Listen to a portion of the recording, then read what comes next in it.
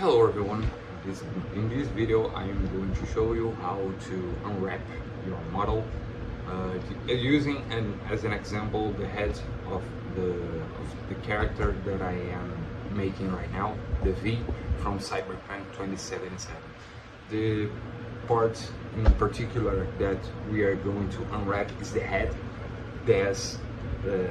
I'm gonna talk about this because there is a very specific way to unwrap heads, and also a lot of other stuff, but the head specifically has a different approach from the other ones. So that's the video, and I hope you like it. Thank you. Hello everyone, so this is my project. I'm going to show you a little bit more about this character that I'm making.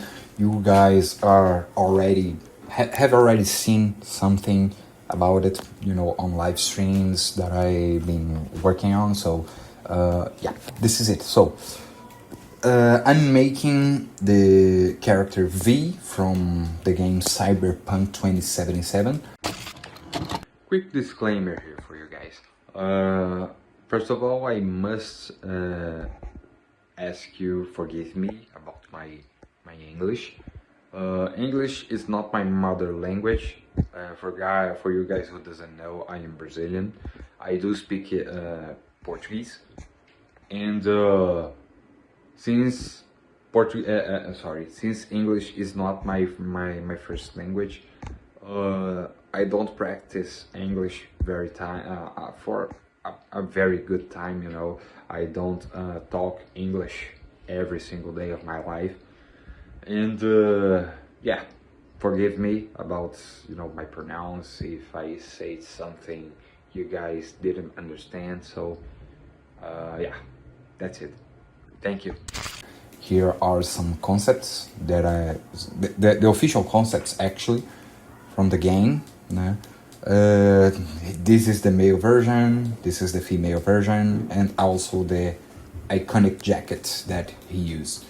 This is actually the main reference that I've been following to pose and actually lighting for the final lighting itself for the character. So here you can see a lot of his cybernetics, and also how his hair is built and all that kind of stuff. So this is some print screens about the cinematic version for the trailer done by Kansas Studio. I've gathered some references from the video itself. Here's a little bit, some lighting stuff, and also you can see his face. That's very cool. Also, this is his model on the A pose. They use it the workflow using texturing X, Y, and Z for texturing. His face, his skin, and everything. This is actually a print screen that you can actually pick up from their website, the texturing X, Y, and Z site.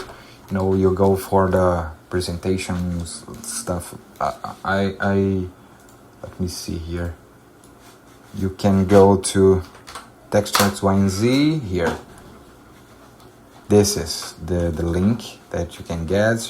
They're talking about the proper workflow that they built and everything. So okay. I was planning to make his mantis claws. That's why I, gathered this reference too.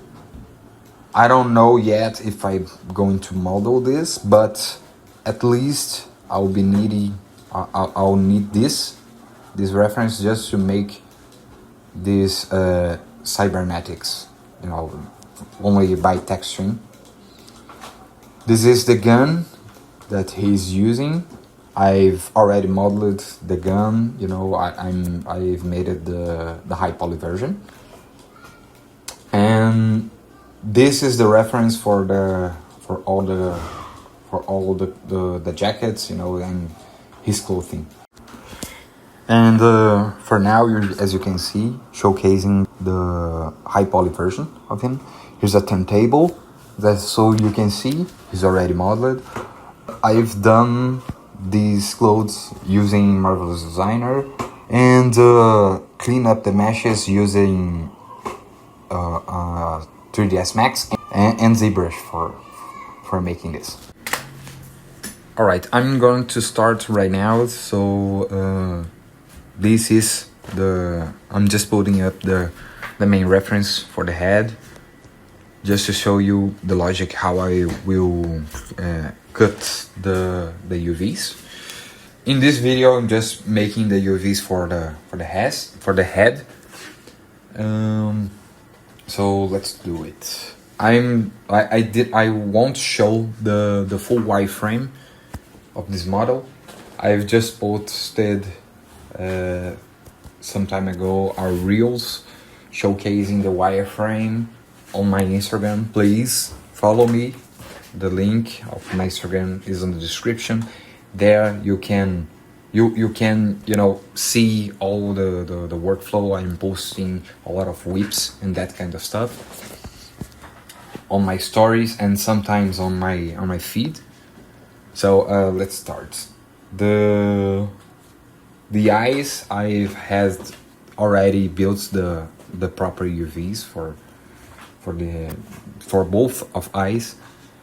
I don't want to make two different iris for the eye. I'm just making one map for both eyes, just to be more optimal, because this model will be game ready. So here I'm starting to cut the UVs from the inside of the eyes, and right after that I'll cut the mouth. So you guys might be asking, oh, did you build this model from the scratch? No, I didn't build. I've used base mesh from 3ds and change it from my needs.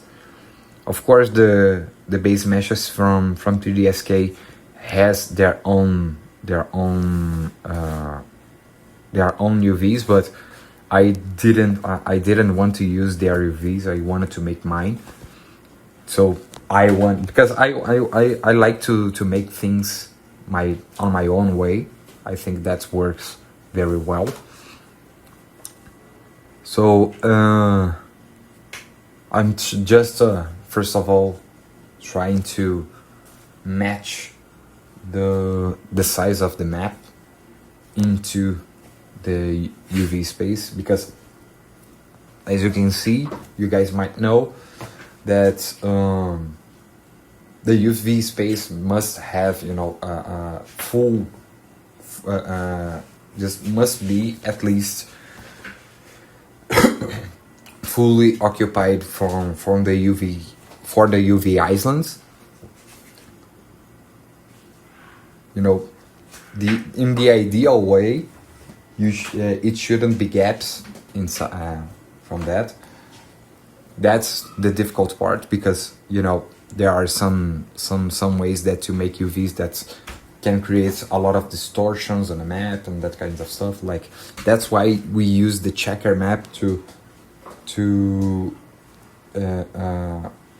take a look on the mapping and see if anything's stretching, because the stretching itself will happen in any case, but you will have to hide this stretch for the player don't see some distortions on the texture. I'm just pulling these vertices to make as much as optimal as possible. I don't know if you guys make UVs on your own. Probably if you want to work with 3D and that kind of stuff, you have to make your own UVs most part of the time, and make them look good. So I like to use pins, so pinning these vertices to maintain the shape of the map and reduce the stretching. The ideal way it is, make the seams, the places where you cut the UVs as much as height as possible, and not trespassing their UV space for the maps.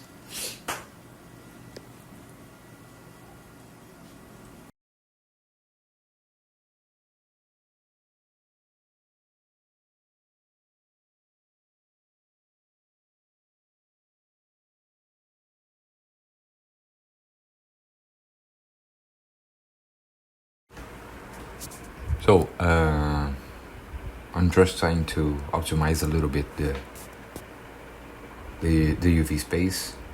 Actually, this face representing this UV island representing the face. Always try to make everything as much as symmetrical as possible.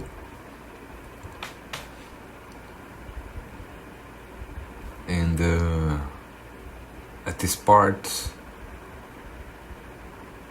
I think now just fixing these the side of the eye.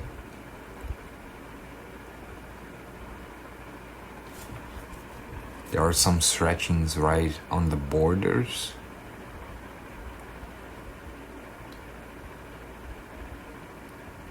Trying to fix these. Of course, without losing too much of the work that I already done.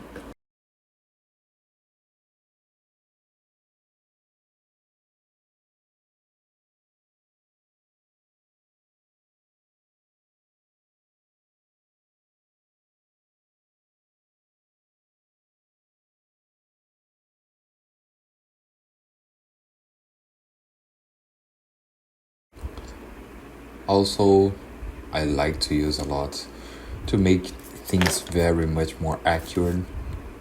I like to use the Symmetry tool for the UVs, but to make that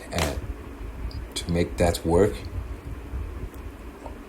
the UV stretching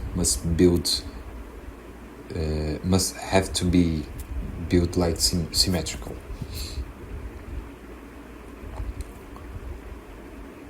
So all the adjustments I have done to maintain the mouth interiors and also the eyes, I have to re-stretch them.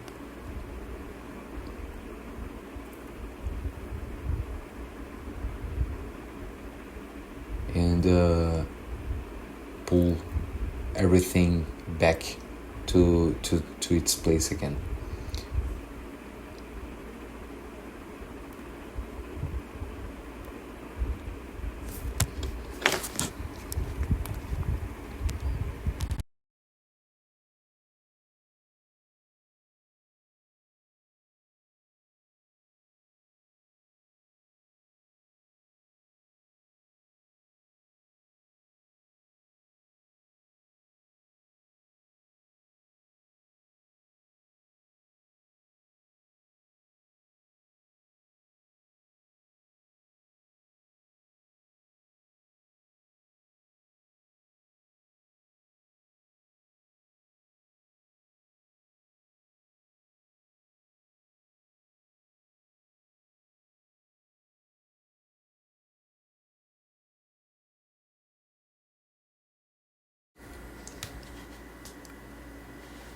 You guys probably noticed that I picked up the central line and put it right on the middle of the map itself, just to use the Symmetrize tool, because it works like that.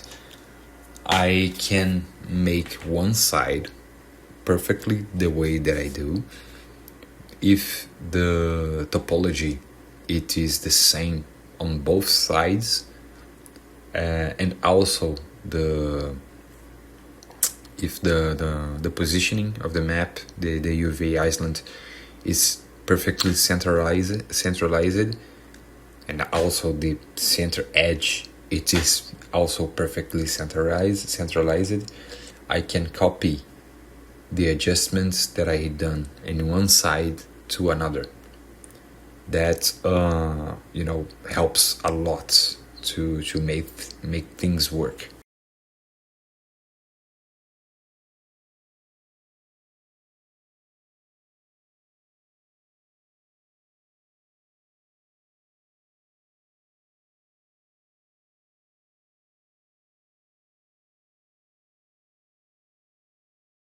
Sometimes I also use the grab brush tool just to manually trying to pull out and adjust the stretching. Sometimes that can be good too.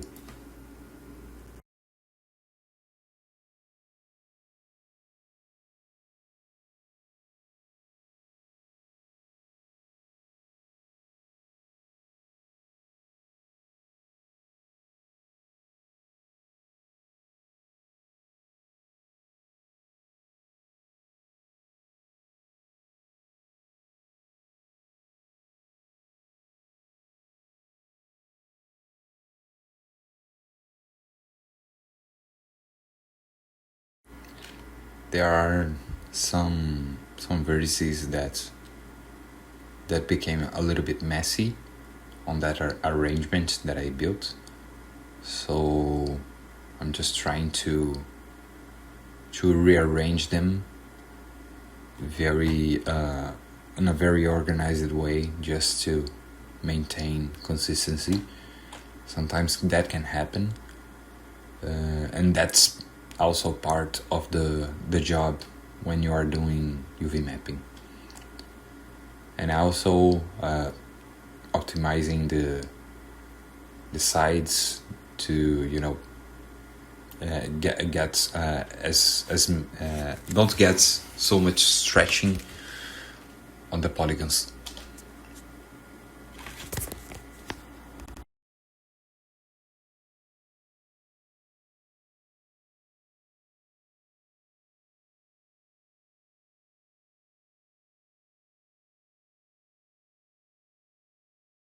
Also, because of that, I had to fix again the eyes, but I will use the Symmetrize tool to mirror the fixed eye to the other side. So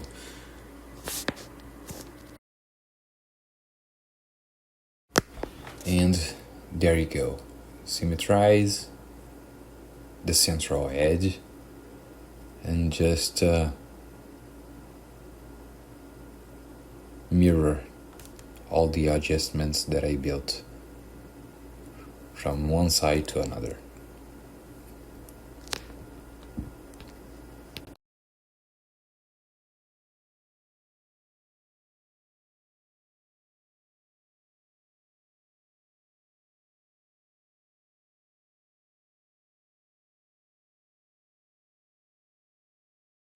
As you can see, everything is pretty good and good with good optimization, good mapping. Not everything is stretching at all, so we can just pick up the eye bags from the inside of the eyes, and also the mouth bags, and put inside the map.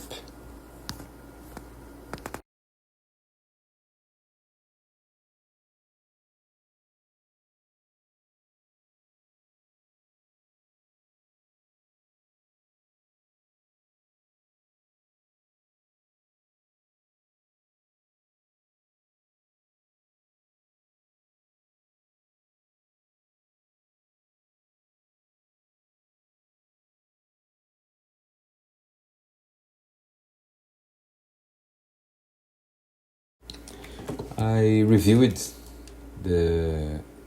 all the stretching itself and also the map. You know, I think that I could get a little bit more space for all the face of the character actually, and get more resolution. Fortunately, I was right, so I've done again the UV mapping for his head. It is very different. I will show you guys really quick. The face, it is costing a lot more space, and also there are some stretching here on the back of the head, and also the back of the head, the neck. I've done this on purpose because the character will have some hair on the top of the head, and also the color of the jacket. I will just open it here for you guys to see.